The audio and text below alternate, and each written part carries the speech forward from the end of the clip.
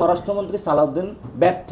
সীমান্তে একটা লোক মারা যাবে এবং উনি এটার প্রতিবাদ থেকে শুরু করে কোনো কিছু করছে না। তারেক রহমান মাছ কাট বাদ দিয়ে তারেক রহমান নিজে হলো স্বরাষ্ট্র মন্ত্রণালয়ে ডিল করা প্রয়োজন নাকি? আপনারা কি এর সাথে স্বরাষ্ট্র মন্ত্রণালয় থেকে কোনো ধরনের উদ্যোগ নেওয়া হচ্ছে না? কারণ উনি যদি উদ্যোগ নেয় তাহলে তো ওনার কক্সবাজারে আর ইয়াবা ডুববে না। ডুববে ইয়াবা? ডুববে না। উনি যদি উদ্যোগ নেয় তাহলে হলো দুলুভাইয়ের এলাকা দিয়ে তো আর গরু ডুববে না। উনি যদি উদ্যোগ নেয় যে কসবা সীমান্তে তো বাংলাদেশে হলো ফেন্সিডিল ডুববে না।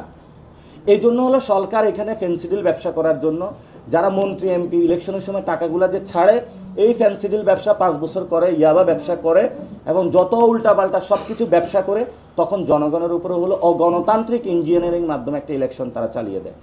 সেজন্য বলবো স্বরাষ্ট্রমন্ত্রী সালাউদ্দিন ব্যর্থ। সীমান্তে একটা লোক মারা যাবে এবং উনি এটার প্রতিবাদ থেকে শুরু করে কোনো কিছু করছে না।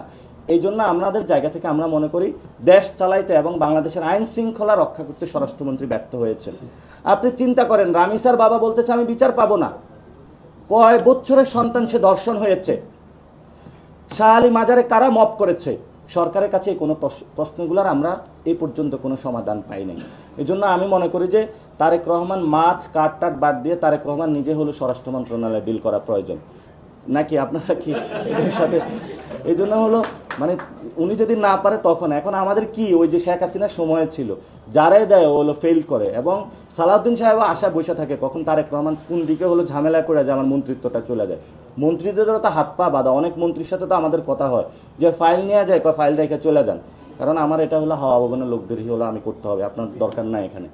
তো সরকারের যে কিচেন ক্যাবিনেট আছে অর্থাৎ মন্ত্রণালয়ের ভিতরে সরকারের একটা আলাদা মন্ত্রণালয় আছে, সেই মন্ত্রণালয়টা কিচেন ক্যাবিনেট হলো সবচেয়ে দক্ষ মানুষদের দিয়ে বানায় যারা হলো বাংলাদেশটা লিড করে থাকে বা যে কোনো কান্ট্রি লিড করে থাকে। সরকারের কিচেন ক্যাবিনেটটা হলো হাওয়া ভবনের কিচেন ক্যাবিনেট এবং যারা দুর্নীতি অর্থনৈতিক শৃঙ্খলা থেকে অনেক কিছুর সাথে জড়িত তারাই কিন্তু বাংলাদেশের নেতৃত্ব দিচ্ছে, যাদের কাছে আমরা কোনো আশা করতে পারছি না। এটা আমাদের জন্য দুঃখজনক যে 3 মাসের মাথায় আমাদের সরকারের বিরোধিতা করতে হচ্ছে। যেখানে সরকার হানিমুনে আছে আর হানিমুনে কেউ যদি ডিস্টার্ব করে তখন তো সরকার একটু বেশি রাগান্বিত হয় যে কোনো হানিমুন পিরিয়ডে, যে হানিমুনে আসছি এত সুন্দর একটা অবস্থানে আছি তোমরা কেন উঁকি ঝুঁকি দিচ্ছ, মানে আমাদেরকে একটু ডিস্টার্ব করতেছো। তো সরকার যে হানিমুনে যাচ্ছে সে হানিমুন পিরিয়ডে তো হলো আমাদের বাংলাদেশ তো নষ্ট হয়ে যাচ্ছে, সীমান্তে মানুষ মারা যাচ্ছে, নদীগুলো রক্ষা না করে খাল খনন করতেছে এবং সকলের উপর একটা ধ্বংসযজ্ঞ চালিয়ে দিচ্ছে। এটা তো আসলে আমরা মানতে পারবো না। এটা হলো একটা ছাত্র দলের যে হলো ওই মন্ত্রী হাবিবুর রশিদ থেকে কি যেন নাম, যে হলো লাল বাসের পিছনে দৌড়ায়, ও মানতে পারবে, আমি কিন্তু মানতে পারবো না, কারণ আমার মগজ আছে ওর মগজ নাই। ও দৌড়াইতে পারবে, আমি দৌড়ানোর লোক না। এই জন্য আমরা বলি যে বাংলাদেশে নতুন করে এই জিনিসগুলো হলো সাজাতে পারে। আমাদের তো কঠোর অবস্থান নিতে হবে। এখন কঠোর অবস্থান তো হলো এনসিপি নিতে পারবে না, এটা বাংলাদেশের জনগণ নিতে হবে। আপনারা সেটা 5 তারিখে অলরেডি দেখেছেন যে জনগণ যখন বিরক্ত হয়ে যাবে, এই রোমের যে মানুষগুলো আছে বিদ্যুতের যে আজকে অসহায় যন্ত্রণা দিয়ে গিয়েছে, এই মানুষগুলো তো কখনোই এই যন্ত্রণাগুলো ভুলতে পারবে না। রামিসার বাবা কখনো সরকারকে ক্ষমা করবে না। রামিসার বাবা এনসিপি করে না। রামিসার বাবার কেন তার সন্তানকে কেন হলো ধর্ষণ করা হয়েছে? সীমান্তে যে মানুষটা মারা গিয়েছে তার বাবা হলো এনসিপি করে না, সে কোনো দল করে না, সে একটা দলে বুঝে যে আমি বাংলাদেশের ট্যাক্সের টাকা দেয়, বাংলাদেশ আমাকে নিরাপদ করবে। সেই জায়গা থেকে জনগণের মধ্যে ক্ষোভটা হলো ফুসে উঠতেছে।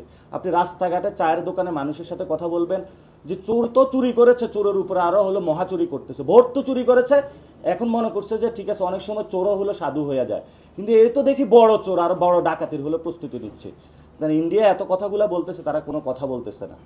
সে জায়গা থেকে আমরা বলবো যে মানুষ তো নামবেই, সেটাতে এনসিপি ইনশাল্লাহ লিড দিবে, এনসিপি মানুষের সাথে থাকবে ইনশাল্লাহ। জনগণের যেই কোনো ন্যায্য অধিকারের সাথে আমরা এই যে কয়েকদিন পরে ইবতিদায়ী যারা শিক্ষক আছে তারা আমাকে মেসেজ দিয়েছে যে আমরা ইবতিদায়ী শিক্ষকরা যারা আসছি মাদ্রাসায় আমরা দীর্ঘদিন ধরে নিপীড়িত, আপনি আসবেন। আমি যাবো ইনশাল্লাহ তাদের সাথে, কারণ তাদের বেতন কাঠামো ঠিক করতে হবে। সরকার বড় বড় কথা বলেছে, তো সরকার এই পর্যন্ত কয়টা চাকরির ব্যবস্থা করেছে? কোনো চাকরির ব্যবস্থা করে নাই। সরকার হলো কোথায় কোথায় হলো দূরবীক্ষণ যন্ত্রণ দিয়ে হলো ছাত্রদল যুবদল খুঁজতেছে আর হাওয়া ভবনের হলো লোক খুঁজতেছে। এই 3 ক্রাইটেরিয়া ছাড়া বাংলাদেশে কোথাও পোস্টিং নেই। তো এটা তো শেখ হাসিনার সময় ছিল যে যুবলীগ কে করেছে, শেখ ফ্যামিলি কে করেছে এবং হলো ছাত্রলীগ কে করেছে। তো ওটা যখন করেছে তখন তো তাদেরকে ওই ধরনের সাইজও করে দেওয়া হয়েছে। ভবিষ্যতেও এমন হবে। এখন অনেকে বলে গণ অভ্যুত্থান হবে না, এখানে তো গণ অভ্যুত্থান না হলে তো আরও জিনিস সুন্দর হবে, তাহলে বিপ্লব হবে বাংলাদেশে। সমস্যা কোথায়? গণ অভ্যুত্থানেরটা তাহলে এবার মানুষ সচেতন হয়েছে, এবার বড় জিনিসে যাবে ইনশাআল্লাহ। মিল্ক ক্রিম আর এক্সাইটিং ফ্রুট ফ্লেভারে তৈরি হুররে ওয়েফারের মাঞ্চি টেস্টে আপনিও বলবেন টেনশন দূর রে, হয়ে যাক হুররে।